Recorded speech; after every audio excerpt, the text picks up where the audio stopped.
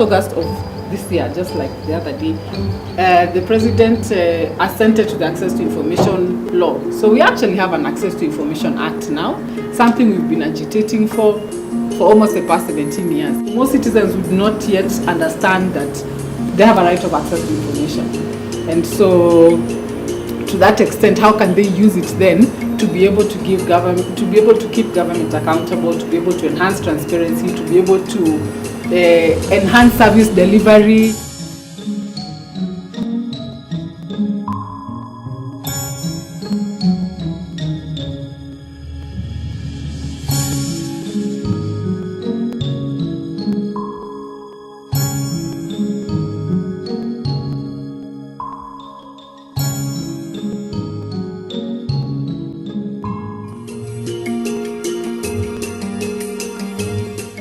Some of the challenges that are facing journalists, young journalists in this country are the laws. We used to have bad laws. We could not access information in government offices that are worth, giving out to the public. From covering Parliament, we have the advantage of using information that is privileged, in that the information we get is on the record and cannot be legally challenged in court. But one of the challenges we've had is that sometimes politicians deliberately hide the information even after making it public. Someone might table a report, but then it takes you 2 or 3 hours to get a copy, which delays the time that you have available to read it, even when you want to do a story, close to deadline. So that makes it difficult for us. And we find out later that it's a decision that was made that let us delay the release of this information. I must say I'm a journalist who writes on development issues, especially health, environment and agriculture. And one of the challenges I've been experiencing in accessing some of the documents in these dockets, especially health, is the resistance with some hospital facilities to release their information. Journalists in Kenya have continued to do their work in very difficult circumstances and with a number of laws that have made it harder for them to get access to information, even though information is a tool for their trade. So this law is a big achievement to any journalist worth their salt. And the starting point for us is to not only help journalists understand the law, but also begin to learn how they can use it as a tool in making their work easier or making their work more effective. It's a long process in terms of disclosure. We're hoping that this act will actually help. I have to write a letter to my boss at the ICT authority, who has to write a letter to the PS, who, depending on who we are accessing, has to write a letter to the CS. If you do not identify who your contact person on the other side is, so that you attention it to them, the letter could end up in the accountant's hands. And then the accountant doesn't know what to do with it, then it goes back and then it's trying to find its way, and then you generally don't get the information. So sometimes you have to kind of find that person to be able to know what information you're looking for, what information you're looking at.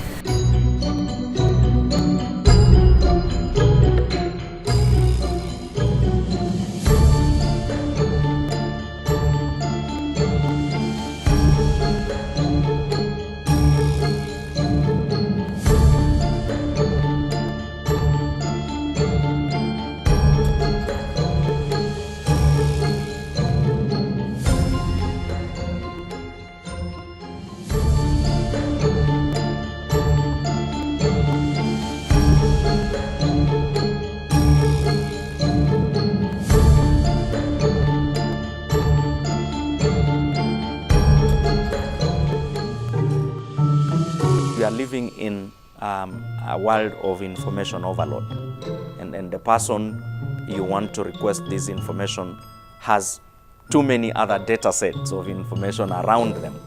So to be able to know exactly what are you asking for and to whom that request must be forwarded is the beginning of getting the right information. Because if you do not know, then you're likely to ask the wrong question and you'll be given the wrong information from a wrong person. And that keeps you in a circuit for a very long time. So it is important for journalists and citizens at large to refine their thinking. Yes, I like the part on how to apply for the information. Because sometimes you find yourself having to explain to the person who needs information why you need it. And I've found out yesterday that that is not necessary. If we don't know what to ask for, it is impossible to make our stories. I tend to use the image that there is an information jungle out there. And if you move out in the jungle without a GPS or a proper map, you're bound to get lost. So we are using information technology to find the right document references and to use the access to information legislation in a much more precise and fast way. And that's generally what we're doing. I think with the new law that you have passed here in Kenya, it represents a shift for journalists, because you will get from the point where you just ask the questions and see what answer you get to a point where you can now first claim the information according to the law, with the law in your hands.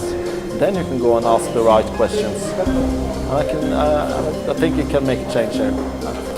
When it comes to accessing information, I think it's a continuously ongoing process where journalists want to access information, and those with the power, they want to deny it and they want to keep it back. And in some cases it may be motivated by corruption, or in some milder cases may be just motivated by they want to hide maybe that they haven't done their job, or maybe they've just taken a very controversial decision. And transparency has that power that you can actually reveal what's really going on based on the truth and on documented truth. And that's why it's so extremely powerful. The training has been fantastic, and for me, one of the biggest take home is that documents in the public domain are very powerful sources of story ideas, especially stories on investigation. As I go home, I'll really have to check in the government portals where I can access public documents, and once I analyze and look at them, I'll get very good investigative stories that can be of great public interest and that can have an impact. The training on access to information has been very eye-opening. It's been an eye-opener, very informative and very timely also, because the access to information law was signed by the President very recently, and most of us journalists were excited, but we didn't really know the meat of this.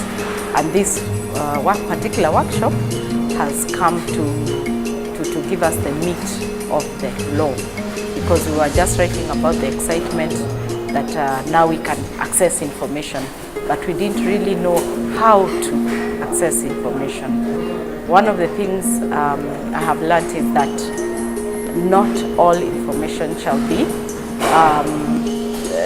accessible. There are protections for various reasons, which we have been taught during the workshop. This is an eye-opener. We are beginning to know what are our rights. How are we going to pursue this? It has been quite a welcoming thing. What I think will be more interesting for us going forward is how this new law will work. We'll see how government reacts to it, how the executive reacts to it. And from here we've learned how we can take the first tentative steps in a way that will not make them want to hold back the information. When somebody is making a decision not to grant information on the basis that they are safeguarding the right to privacy or confidentiality, then one, they have a duty to explain to you the reason as to why they are saying no. But two, where you think that the grounds they've used are not sufficient, then you have an opportunity to seek redress at the Commission of an Administration of Justice or to go to High Court. So yes, those explanations will come from public officers. That's why the law is framed the way it is, that an officer who may have denied you information and doesn't have a strong reason will try to pick on any of those. But the justification of that reason in an interrogation with the Commission on Administration of Justice or High Court would be what would vindicate the public officer for not giving you the information, or would be what would incriminate them for not giving you the information. So we can't be the judge and jury in our own court. We have to begin accepting that if you put in a request and the other party does not give you the information, please allow the other third parties to adjudicate the matter. You can't be a judge and jury in your own court.